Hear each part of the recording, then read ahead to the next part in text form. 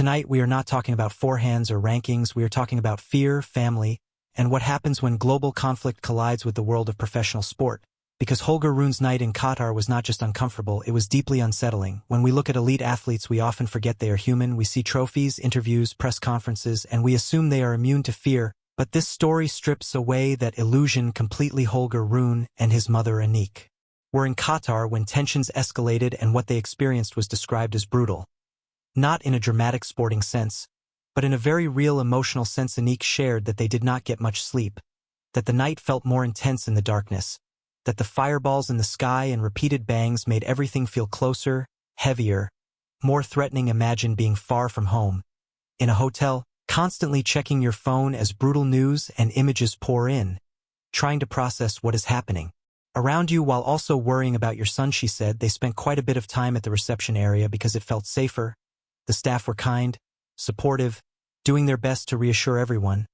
But reassurance can only do so much when uncertainty fills the air. Eventually they went back to their rooms and managed to sleep. But the detail that hit me hardest was simple and honest. Holger was really scared last night, not frustrated, not annoyed, not disappointed. Scared, that word changes the tone of everything. We are talking about a player who competes in front of thousands, who handles pressure on the biggest courts, who has faced down top opponents without blinking, and yet in that moment none of that mattered, because tennis pressure is controlled pressure where tension is unpredictable. It is important to say clearly that this situation is serious and complex, and our focus here is not political analysis but the human experience of an athlete caught in the middle of uncertainty. Flights were canceled, their departure was suddenly not in their control, they had no idea when they would be able to leave. That feeling of being stuck, of not knowing your exit plan, amplifies anxiety, and for a young athlete trying to build momentum in a season, that disruption can ripple far beyond one night. Now here is where the story becomes deeper than headlines. Holger Rune has built his reputation on intensity, on emotion, on fighting spirit, but intensity is different from fear. Fear tests vulnerability. Fear exposes the side we rarely see, and sometimes those moments change a player in ways we cannot immediately measure. Let me ask you something. When an athlete experiences something like this, does it distract them, or does it reshape their perspective? Because there is a possibility that nights like this alter priorities. Suddenly a lost match does not feel catastrophic. Suddenly ranking points seem smaller compared to safety. Aneke's words were powerful because they were not dramatic for attention. They felt raw, like a mother processing a frightening night while trying to remain strong for her son. She mentioned how brutal it felt at night, how the images and news kept coming. That constant digital exposure adds another layer. In previous generations you might have heard distant sounds without knowing the scale. Now every alert, every image, every video intensifies emotion. For a young player like Rune, that psychological load is real, and here is something we rarely discuss in sports coverage: travel fatigue.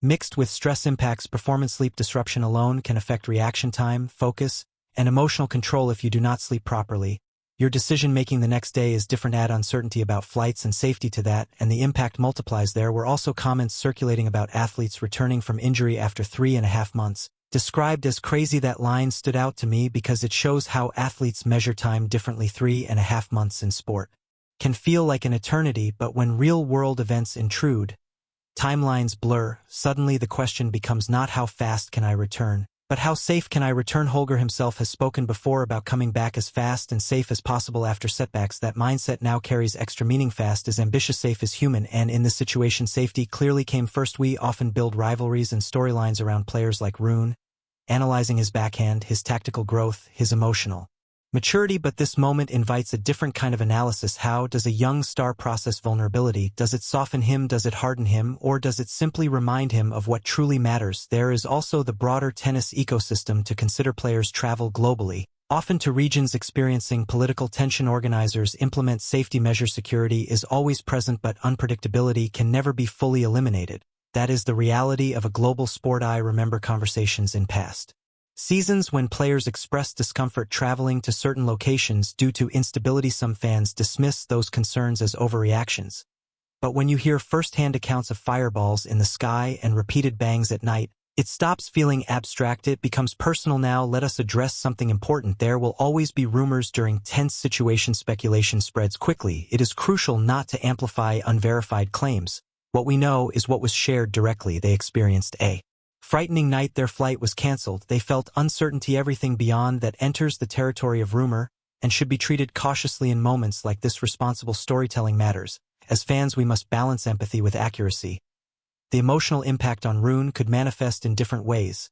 Some athletes channel fear into focus, others struggle temporarily with concentration. Indian Wells, Miami, upcoming tournaments. All of them now sit in the shadow of this experience. Will he arrive with extra gratitude? Will he feel mentally drained? That is the unpredictable part. Sport does not exist in isolation. The world moves around it, and sometimes the world intrudes loudly. Aneke, staying close to her son throughout the night, speaks volumes. Family support systems are often invisible to fans. We celebrate the player but rarely acknowledge the emotional labor happening behind the scenes. Parents absorb fear so their children can compete. That dynamic is powerful, and it reminds us that even top professionals rely on simple human reassurance. There is also resilience in this story. They did sleep eventually. They did find calm after chaos. That matters, because resilience is not about never feeling fear. It is about feeling fear and continuing forward. Holger Rune's career has already included dramatic highs and challenging lows, controversial matches, intense rivalries, emotional outbursts, but this chapter is different. This chapter is about perspective, and perspective can mature a player faster than any coaching adjustment. I want to ask you directly, do experiences outside of tennis shape champions more than match wins? Do think about legends of the sport. Many of them speak about adversity beyond the court as defining moments, moments that recalibrated ambition, moments that sharpened gratitude. Holger Rune is still young. Moments like this may stay with him. They may influence how he approaches pressure situations. When a crowd roars loudly in a tight tiebreak, he might remember a different kind of noise in the night, and that memory could either steady him or unsettle him. We cannot predict which, but we can acknowledge its weight. There is also a broader conversation about athlete safety in volatile regions. Tournaments must constantly evaluate risk. Players must trust organizers. Transparency becomes essential, because no ranking point is worth genuine danger. In this case, the presence of supportive hotel staff provided comfort. That detail is important. Kindness. Intense moments can anchor people. Small gestures reduce panic. Those staff members probably had no idea their calm presence would be quoted globally, yet it mattered. Now let us consider the competitive timeline. Disrupted travel can alter preparation. Missed flights mean adjusted schedules. Practice blocks shift. Recovery windows shrink. At the elite level, these margins count, and Rune's season has already required careful management, so this interruption adds complexity, yet sometimes chaos simplifies focus. When external noise grows loud, internal clarity can sharpen. Perhaps Rune returns to the tour with renewed intensity. Perhaps he approaches matches with a quieter appreciation. There is also the psychological factor of shared experience. Other athletes in the same region likely felt similar tension. Shared vulnerability can create solidarity. Competitors who normally battle fiercely across the net may find common ground in fear that humanizes rivalry. It reminds everyone that beyond competition they are individuals navigating the same world. As a tennis fan, I often analyze tactics and rivalries passionately, but stories like this pause that energy. They remind me that sport is layered on top of real life, and real life sometimes interrupts the script. Holger Rune being scared does not diminish him. It strengthens the narrative of his humanity. Champions are not fearless. They are honest about fear and move anyway. So here is the question I leave with you. When Rune steps onto his next court, will you see him differently? Will this experience alter how you interpret his intensity? Do you believe adversity off the court can unlock a deeper version of a player? I genuinely want to hear your perspective, because this is not about gossip. It is about growth. It is about understanding the emotional landscape behind elite performance. Sport gives us heroes. Moments like this remind us they are also sons, families, travelers navigating uncertainty. Holger Rune will continue his journey. Tournaments will resume. Rivalries will reignite. But somewhere in his memory, there will always be that night in Qatar. Fireballs in the sky, repeated bangs, a hotel lobby filled with tension, and a mother doing her best to stay calm. Here on Lareum, we look beyond the scoreboard and into the stories that shape the people behind the rackets. Because tennis is more than matches. It is moments that test character. And we will keep telling those stories with honesty and heart.